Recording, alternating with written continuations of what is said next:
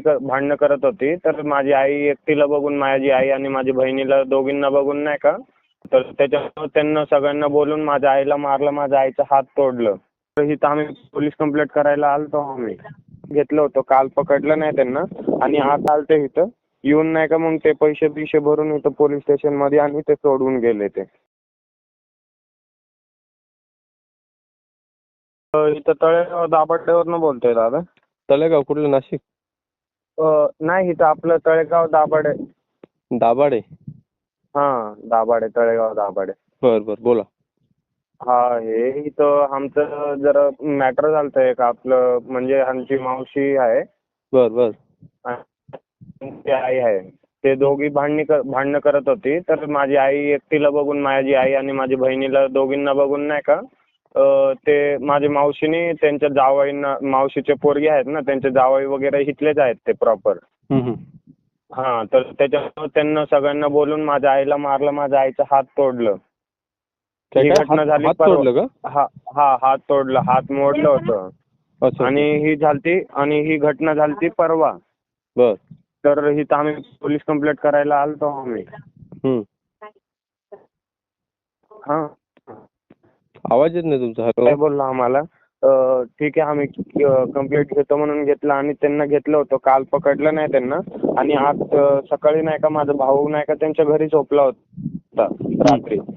तर माझ्या भावाला घरी बोलवायला गेलतो त्यांच्या घरी. तर माझ्या भावाला त्यांनी काय बोललं, माझ्या भावाला काय नाही बोललं, माझा भाऊ येत नव्हता. तरी पण माझी आई आणि मी जाऊन माझ्या भावाला बोलवून आणलं. मग तो काय म्हणतोय, तर ही त्यावेळी माझ्या घरी किरकिरी नाही करायची, हे नाही करायची म्हणून तो माझ्या मावशीचा मुलगा म्हणला.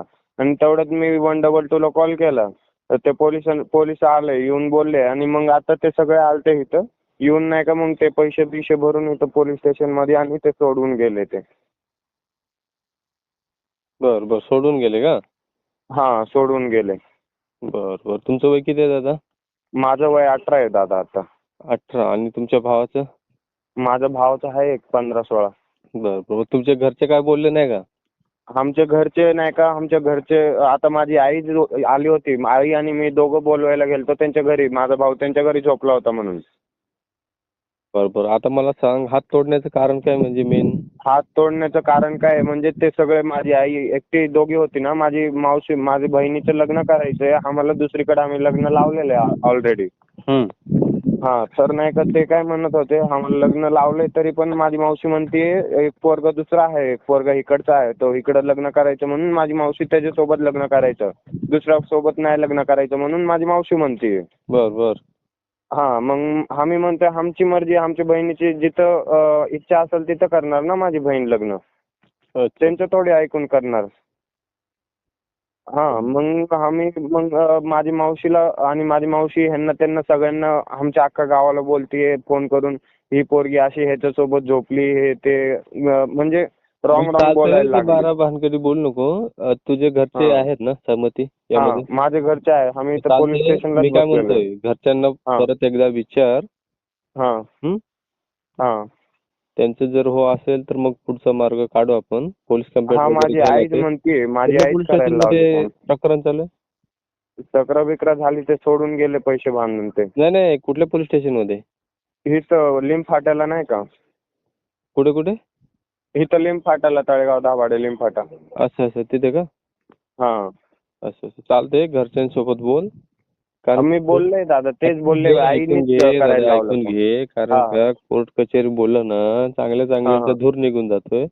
जर घरचे बोलत असतील, आपसापसात मिटवलं असेल त्यांनी, तर चांगली गोष्ट आहे. कारण का कोर्ट कचेरी यामध्ये आणि ते आम्हाला धमकी द्यायला लागले की तुम्ही आता आम्ही सोडून आलोय भाई, आम्ही तुम्ही जिथं दिसले ना तिथंच मारून टाकणार तुम्हाला म्हणून. आम्हाला अशी पण धमकी दिली. हॅलो, कायद्याचा सपोर्ट घ्यायचा आणि कुठे काय मदत लागली तर मला फोन कर. बाकी मार्ग काढ. पण घरच्यांच्या